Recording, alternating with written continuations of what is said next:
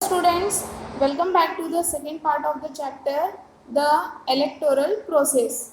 So, in the first part, we had studied about election commission and the function of the election commission.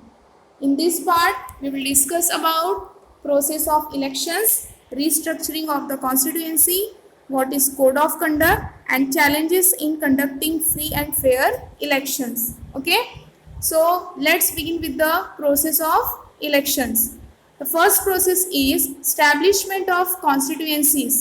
Constituencies means कि जिस reason से, जिस area से जो है election conduct किया जाता है और उस एरिया से, उस रीजन से कैंडिडेट जो है इलेक्शन के लिए खड़े होते हैं, तो उसको क्या कहा जाएगा? कॉन्स्टिट्यूएंसीज.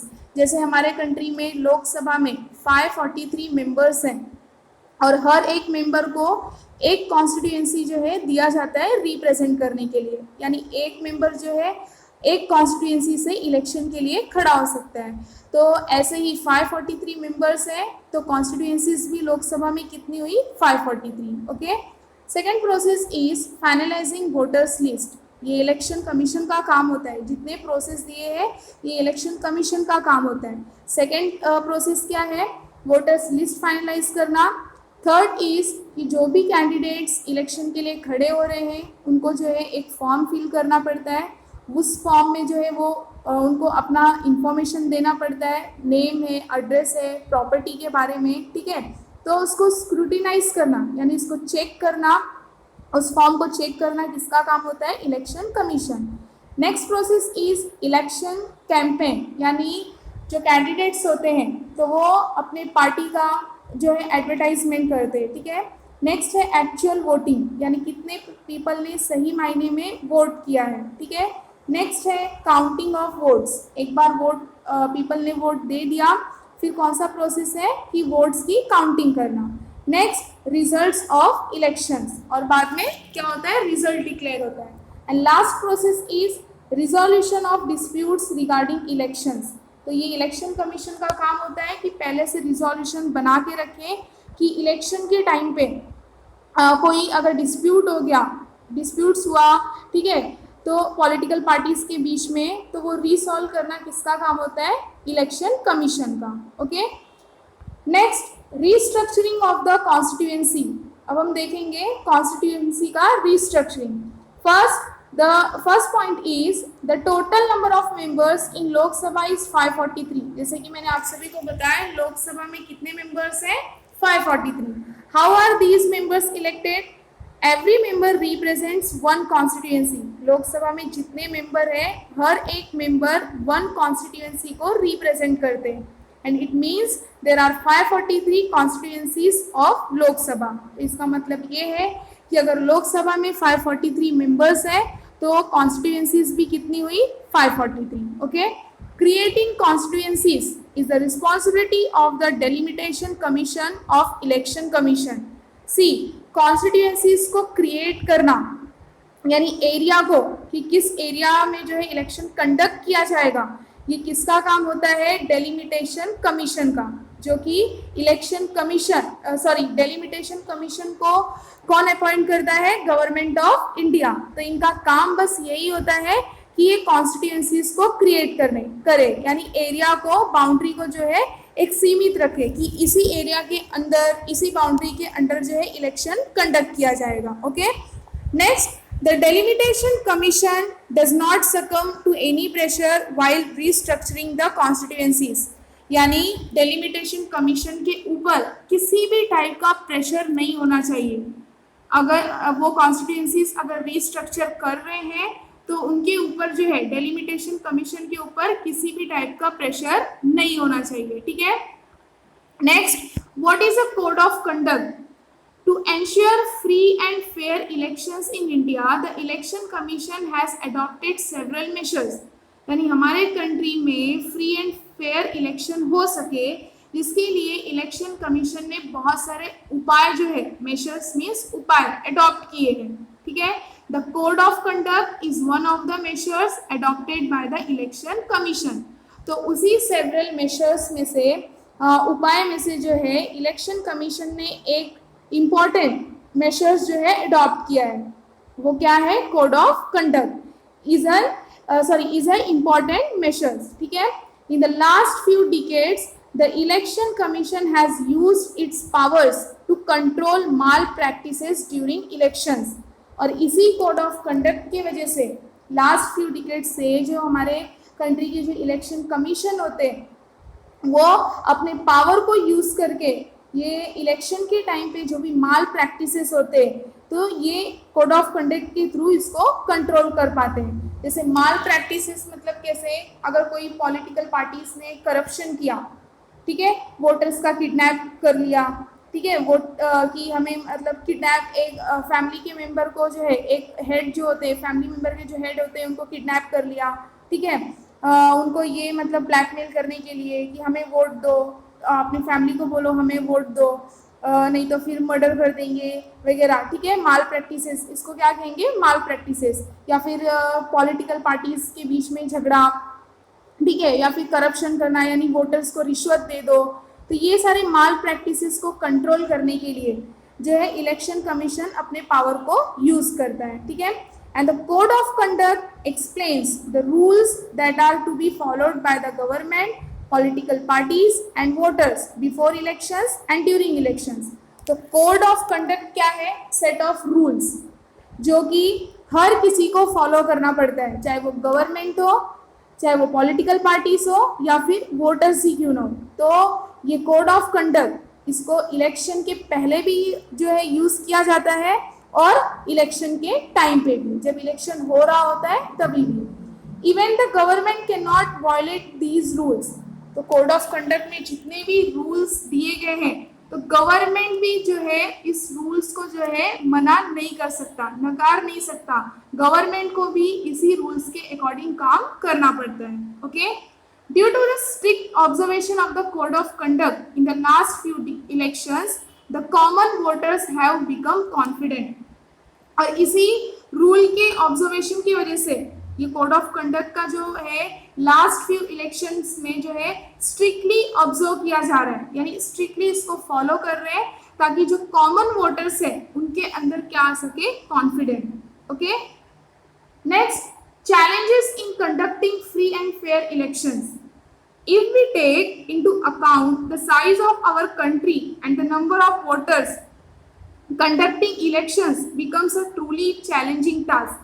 अगर हम ये कंसिडर करें, इसके बारे में सोचें, हमारे कंट्री के साइज के बारे में, हमारे कंट्री में कितने नंबर ऑफ वोटर्स हैं, कंडक्टिंग इलेक्शन के बारे में, ये कौन सोचता है, election commission.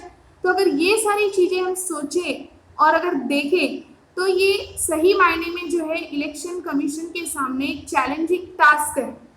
And the election commission has to work in accordance with the law while dealing with these challenges. और इलेक्शन कमीशन को लॉ के अकॉर्डिंग काम करना पड़ता है। जब ये चैलेंजेस से इलेक्शन कमीशन डील करता है, इलेक्शन कमीशन के सामने जो भी चैलेंजेस आते हैं और ये चैलेंजेस को डील करते समय इलेक्शन कमीशन को जो है लॉ के अकॉर्डिंग ही वर्क करना पड़ता है। जो भी हमने देखा कोड ऑफ कंडक्ट में जो भी रूल्स दिए हैं तो वो सबको फॉलो करना पड़ता है, गवर्नमेंट है, पॉलिटिकल पार्टीज है, वोटर्स है, और इलेक्शन कमीशन भी उसी रूल्स के अकॉर्डिंग काम करता है, ठीक है। Some of the challenges are mentioned below.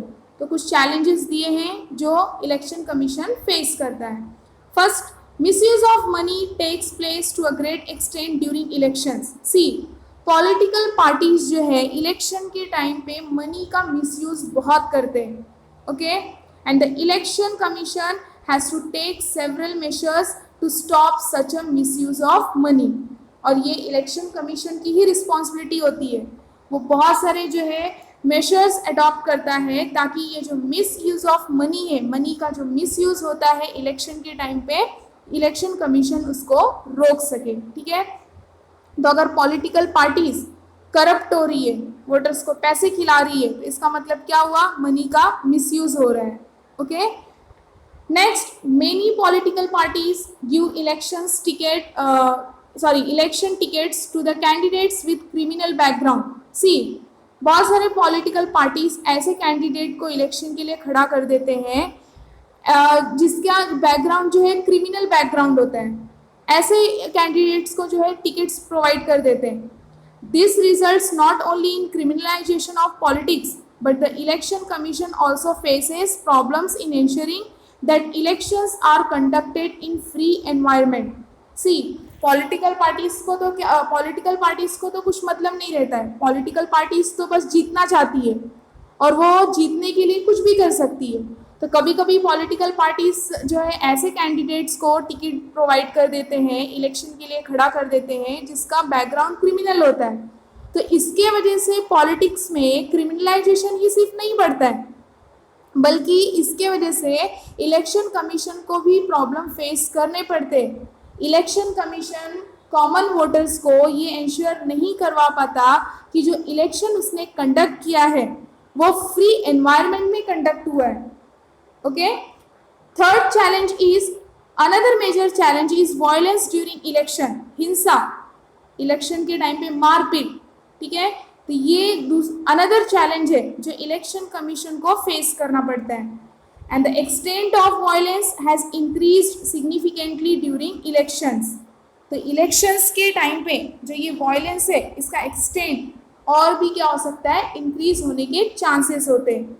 And all political parties should help the election commission to control this violence.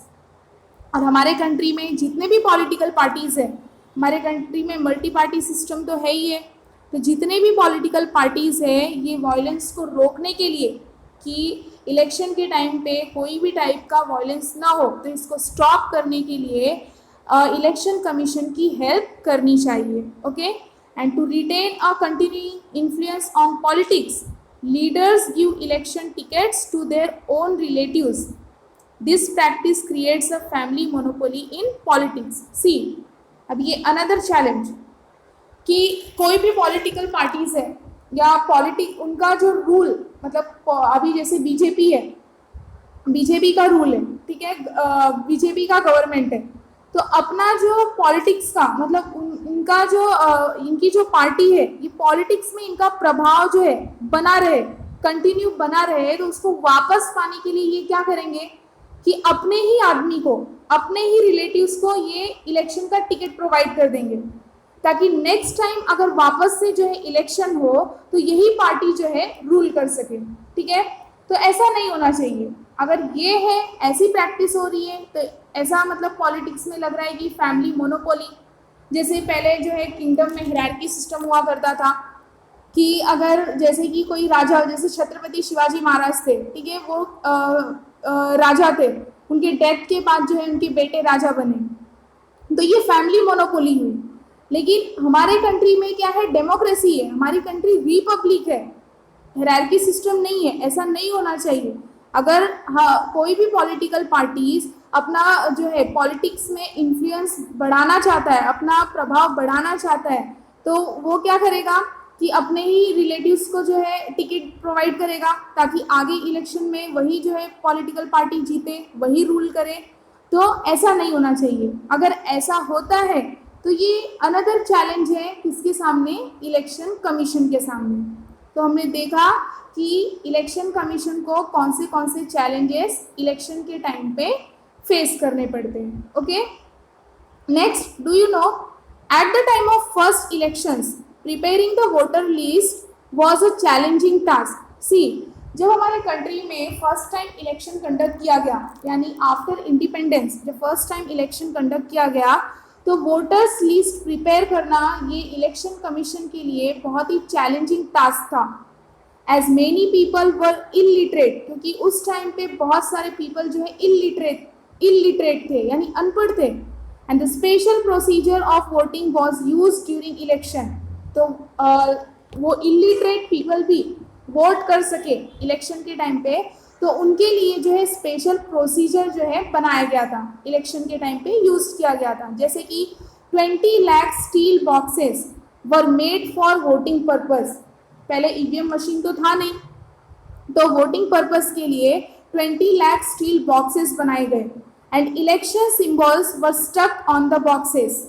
और जो इलेक्शन सिंबल्स थे, जैसे जो भी पॉलिटिकल पार्टीज को जो सिंबल प्रोवाइड किया गया था, तो वो स्टील बॉक्सेस पे वो सिंबल्स को चिपकाया गया, ठीक है, स्टक किया गया. And the voters were given the blank ballot papers which they were supposed to drop in the box having the election symbol of the party they wanted to vote for. ठीक है, तो 20 lakh steel boxes बनाए गए, हर एक boxes पे जो है symbol stuck किया गया और वोटर्स को ब्लैंक बैलेट पेपर्स प्रोवाइड किया गया ताकि वो जिस भी पॉलिटिकल पार्टीज को वोट देना चाहे तो वो बॉक्स में जो है वो पेपर, ब्लैंक पेपर जो है वो डाल दे. ठीक है, and this system ensured that even the illiterate people could vote. और ये सिस्टम क्यों बनाया गया था फर्स्ट इलेक्शन के टाइम पे, ताकि इलिटरेट पीपल भी वोट कर सके. Okay, next electoral reforms. अब हम देखेंगे कि इलेक्टोरल प्रोसेस में क्या सुधार हुए या फिर क्या सुधार होने चाहिए, इलेक्टोरल प्रोसेस में क्या रिफॉर्म्स होने चाहिए. Elections is a continuous process. Election क्या है? Continuous process.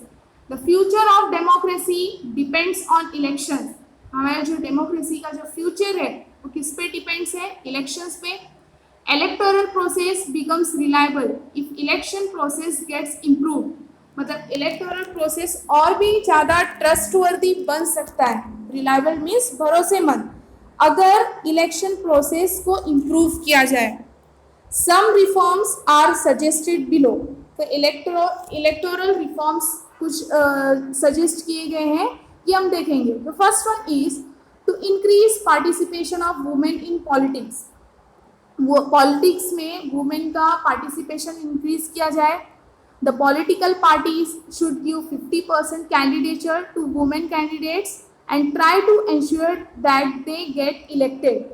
This first reforms क्या है, क्या सुधार होना चाहिए इलेक्टोरल प्रोसेस में, कि पॉलिटिक्स में जो है वुमेन का पार्टिसिपेशन इंक्रीज होना चाहिए. एटलीस्ट वुमेन कैंडिडेट्स में से कैंडिडेचर कितना होनी चाहिए? 50%. ओके, एंड ये भी कोशिश करना है कि अगर वुमेन्स जो है इलेक्शन के लिए खड़ी हो रही है तो उनको इलेक्ट किया जाए, किसी पोजीशन के लिए इलेक्ट किया जाए. Okay, second one is political parties should not give candidature to candidates having criminal background. ये भी ध्यान देना है, ये भी सुधार करना है कि कोई भी पॉलिटिकल पार्टीज ऐसे कैंडिडेचर को, ऐसे मीन्स कैंडिडेट्स को जिसका बैकग्राउंड क्रिमिनल हो तो उनको इलेक्शन टिकट्स प्रोवाइड ना करे. ठीक है, they should strictly follow the decision given by courts in this respect. और पॉलिटिकल पार्टीज को जो है ये कोर्ट ने जो डिसीजन दिया है ये स्ट्रिक्टली फॉलो करना चाहिए. ठीक है, नेक्स्ट क्या ध्यान देना है, क्या रिफॉर्म्स लाना चाहिए, कि पॉलिटिकल पार्टीज को ये ध्यान देना चाहिए कि जिस भी कैंडिडेट्स का बैकग्राउंड क्रिमिनल हो, क्रिमिनल बैकग्राउंड से जो कैंडिडेट हो उनको इलेक्शन टिकट्स नहीं प्रोवाइड करना चाहिए. और कोर्ट्स ने जो भी डिसीजन लिया है तो पॉलिटिकल पार्टीज को उसको स्ट्रिक्टली फॉलो करना चाहिए. Okay, next, the government should take care of election expense. Government को ये भी ध्यान देना चाहिए कि इलेक्शन के टाइम पे क्या खर्चे हो रहे, एक्सपेंसेस मतलब खर्चे, कि वो किस काम के लिए कितना जो है मनी स्पेंड कर रहे हैं. To ensure that parties will not make misuse of money and mismanagement of money during elections can be stopped. ठीक है, तो गवर्नमेंट को ये ध्यान देना चाहिए कि कोई भी पॉलिटिकल पार्टीज मनी का जो है इलेक्शन के टाइम पे मनी का मिसयूज ना करे, मनी को मिसमैनेजमेंट ना करे. मिसमैनेजमेंट मतलब अगर मनी जैसे ईवीएम मशीन के लिए जो है खरीदने के लिए अगर पैसे वहाँ यूज़ करने हैं तो पॉलिटिकल पार्टीज ने वोटर्स को पैसे खिला दिए ताकि वोटर्स जो है उनको वोट करे, उनको जिताए. तो इस तरह से जो है मनी का मिसयूज ना हो, मनी का मिसमैनेजमेंट ना हो, ये सारा ध्यान किसको रखना चाहिए? गवर्नमेंट को. ठीक है, and next, representation of the people's act should be amended so that candidates having criminal background would not be able to participate in elections. तो representation of the people's act जो है इसको अमेंड करना चाहिए. Amend means इसमें कुछ changes लाने चाहिए. जो वो representation of the people's act है, जो ये कानून है, उसको उसमें थोड़ा चेंजेस लाने चाहिए ताकि जिस भी कैंडिडेट्स का क्रिमिनल बैकग्राउंड है वो इलेक्शन में पार्टिसिपेट ना कर सके. ठीक है, next one, journey from ballot boxes to EVM machines. अब हम देखेंगे, जैसे कि हमने देखा कि जब आफ्टर इंडिपेंडेंस, जब इंडिया में जो है हमारे कंट्री में फर्स्ट इलेक्शन कंडक्ट किया गया था, तो इलेक्शन कमिश्नर के सामने वो एक चैलेंजिंग टास्क था, क्योंकि उस टाइम पे बहुत सारे पीपल जो है अनपढ़ थे, उनको क्या ईवीएम मशीन के बारे में तो कुछ इतना पता ही नहीं होगा, और तभी ईवीएम मशीन थी भी नहीं। तब क्या यूज़ किया जाता था? Ballot boxes. जैसे हमने देखा कि 20 लाख स्टील बॉक्सेस बनाए गए, उसमें सिंबल्स स्टक किए गए ताकि इलिटरेट पीपल भी वोट कर सके। लेकिन अब जो है मॉडर्न टाइम्स में, यानी आज जो है क्या आ गया है? EVM machine. ठीक है, तो हम जर्नी देखेंगे कहाँ से? बैलेट बॉक्सेस से लेके ईवीएम मशीन तक। The first election in independent India was held in 1951 to 52। तो हमारे कंट्री में जो है फर्स्ट इलेक्शन कब कंडक्ट किया गया था? 1951 to 52। This was the beginning of shaping of democracy through electoral politics।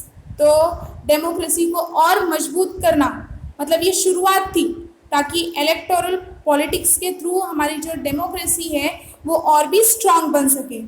And in the initial elections ballot boxes were used for the purpose of voting. और स्टार्टिंग में जो है, जब स्टार्टिंग में इलेक्शन कंडक्ट किया जाता था तो वोटिंग पर्पस के लिए क्या यूज होता था? Ballot boxes. The use of EVM machines started from the decade of 1990s। और ईवीएम मशीन वोटिंग पर्पस के लिए इलेक्शन मशीन्स कब से स्टार्ट हुआ? Decade of 1990s। Many things could be achieve because of voting machine. बहुत सारे ये EVM machine के वजह से जो है बहुत सारी चीज़ें अचीव की गई। If the voters do not want to vote for any candidate they could choose an option of none of the above, that is NOTA. जैसे कि हम अगर वोट इलेक्शन के लिए मतलब वोट देने के लिए जा रहे हैं, और अगर हमें किसी भी कैंडिडेट्स को जो है सिलेक्ट नहीं करना है, हमें ऐसा लग रहा है कि कोई भी कैंडिडेट जो है पीपल के वेलफेयर के लिए काम तो करता ही नहीं है, तो हम क्या, उसमें एक बटन होता है, कौन सा ऑप्शन होता है? None of the above, NOTA. अगर हम नोटा को प्रेस करते हैं तो वो वोट जो है खाली चला जाएगा, मीन्स किसी भी कैंडिडेट्स को वो वोट नहीं मिलेगा। Okay, and it has become easy for disabled people, that is दिव्यांग, टू वोट। और ईवीएम मशीन जो है, ईवीएम मशीन की वजह से जो डिसेबल्ड पीपल होते हैं, ठीक है, उनके लिए भी इजी हो गया, वो भी वोट कर सकते हैं। And it reduced the cutting of trees for paper and thereby help in the protection of environment. ये भी एक फ़ायदा हुआ। जो पहले बैलेट बॉक्सेस यूज़ किया जाता था तो ब्लैंक बैलेट पेपर दिया जाता था। अब पेपर किससे बनता है? ट्रीज से ही बनता है, तो उसके लिए बहुत सारे ट्रीज जो है कट किए जाते थे पेपर बनाने के लिए। तो ईवीएम मशीन की वजह से ये भी रिड्यूस्ड हो गया, ट्रीज जो है अब कम कट होने लगे, और जिससे जो है हेल्पफुल, मतलब हेल्प किस में मिली? एनवायरनमेंट को प्रोटेक्ट करने में। It has also been possible to have an early declaration of the election result. और ईवीएम मशीन की वजह से ये भी पॉसिबल हो पाया कि जल्द से जल्द जो है इलेक्शन रिजल्ट भी डिक्लेयर हो सकता है। ठीक है, तो ये था journey from ballot boxes to EVM machines. Okay, next please understand first general elections. अब हम इलेक्शंस के टाइप देखेंगे। 3 टाइप्स के इलेक्शंस है। First one is general elections. Lok Sabha elections held after every 5 years are called general election. See, Lok Sabha जो है हर 5 years के बाद इलेक्शन कंडक्ट करता है, तो उसे क्या कहा जाएगा? General elections. Second one, mid term elections.